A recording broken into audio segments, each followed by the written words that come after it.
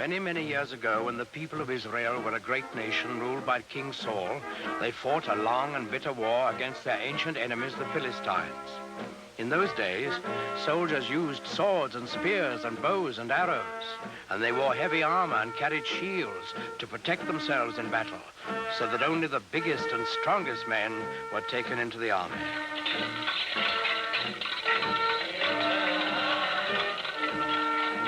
Well, in this war, the Israelites and the Philistines were pretty evenly matched. They fought many hard battles, and each side lost many men, but neither side could completely conquer the other.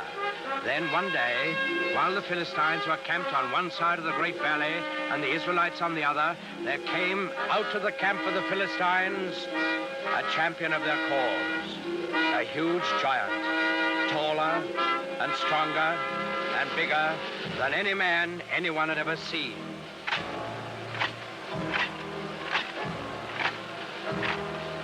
He wore very heavy armor, and his face was fierce and cruel, so fierce and cruel that it would strike fear into the hearts of the bravest.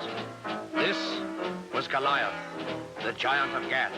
He strode from the center of the valley, faced the armies of Israel, and in a voice like thunder, he hurled this defiance at them. I am Goliath, the giant of Gath, and the Philistines have chosen me as their champion. You, soldiers of Israel, choose a man for you, and let him come down here and fight with me. If he kills me, we will be the servants of Israel. If I kill him, you will be slaves to the Philistines. I defy any man to accept my challenge.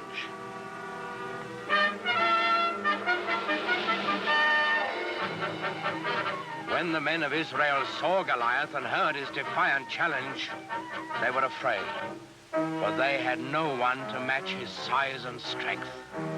Not one among them dared go down and do battle with the giants.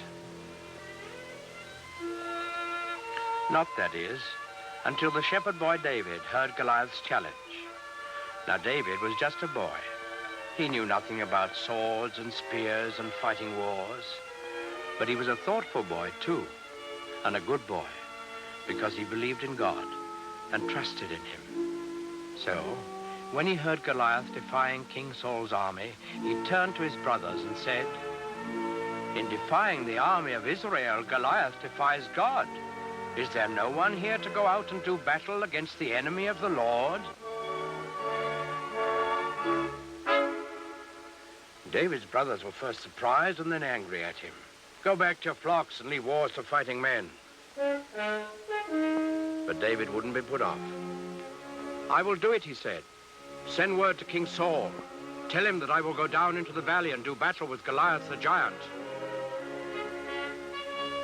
When the king saw how determined David was, he gave him his blessing and offered him his own royal armor and sword.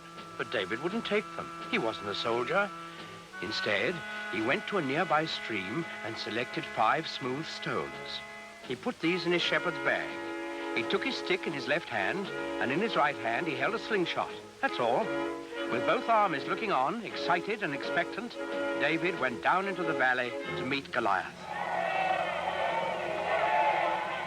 They met in the middle of the valley.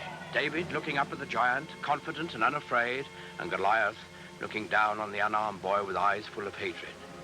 Suddenly, the giant Philistine roared in a terrible fury. "I have defied all the armies of Israel to give me a man to fight, and they have sent a boy against me. What?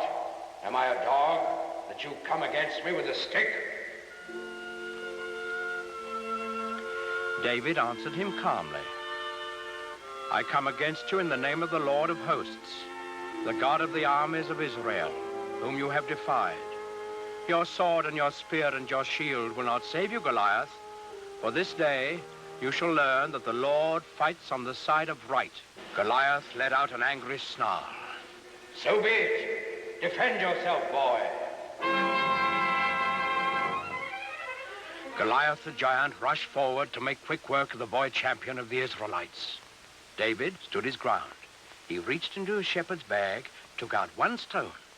He fixed it in his slingshot, and he let it fly.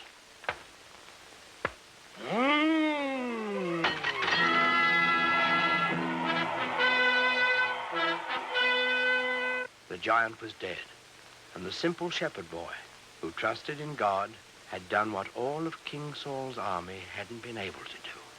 David lifted his eyes to heaven, and he whispered a prayer.